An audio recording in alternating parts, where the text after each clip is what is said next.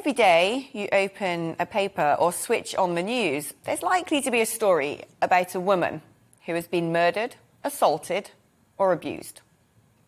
My ever-vigilant superwoman producer Polly did a speed audit of today's headlines in our morning meeting and counted no fewer than 14 unique stories relating to violence against women.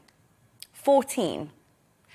From an MOD report into the heightened risk of domestic abuse in military families, to serving police officers still allowed to work despite allegations of the same, to the latest celebrity male accused of beating up his girlfriend.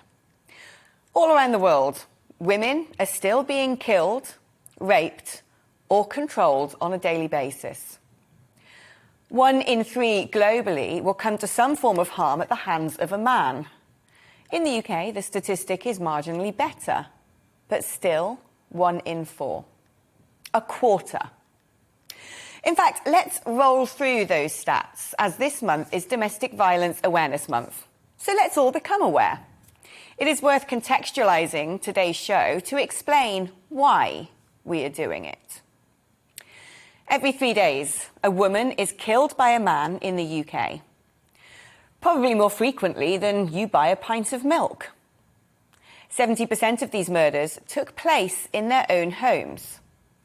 1.6 million women were victims of domestic abuse last year. 1.6 million.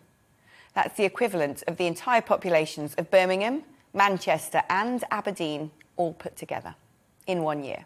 Seriously. 1 in 5 women will suffer sexual abuse, with that figure getting dangerously higher the younger you are. For girls under 25 in the UK, 1/3 will now experience some form of sexual abuse. Your sister, your daughter, your niece, your neighbour, your colleague. With numbers like that, it is almost a certainty that you know one, even though you may not realise it. Now let's see how normalised all of this is. Let's think of a handful of song lyrics that treat women as objects or even purport to actually abuse them. Do a quick inventory of films or some of the most popular TV shows around right now and ask yourself whether they portray a form of abuse towards women. A little self-start survey probably yields a horrifying truth: that we are extremely used to hearing song lyrics such as "Smack That" top the charts, or watching films like A Talented Young Woman and Bombshell expose routine horrors faced by females, or programmes that brilliantly depict a chillingly accurate portrayal of violence, coercion and control, such as Angela Black on ITV right now, or Maid, currently on Netflix, both worth a watch. Now, transpose all of this into a setting where the victims are instead repeatedly of a specific race or creed or hair colour or even name, and you would call it scarily targeted systemic abuse on an industrial scale. While women may not be a minority, there is little to suggest that in the 21st century they are more respected, protected or safe than before. Crimes have changed.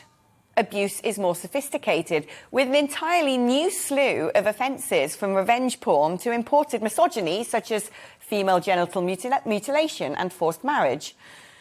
Protection and care services are perhaps growing in number, but are still woefully overburdened. 6,000 women this year alone are on the waiting list for rape support services, while a YouGov survey carried out by UN Women UK found that a staggering 96% of girls don't think the police have the ability to handle incidents of abuse and harassment, with almost half saying they wouldn't bother to report it. Something is going dreadfully wrong when that is the widely held opinion in a developed world country in 2021. Things should be getting better, not worse. It pains me to have to say it, but recent atrocities such as those against Sabrina, Nessa and Everard demonstrate that today we still really need to talk about violence against women.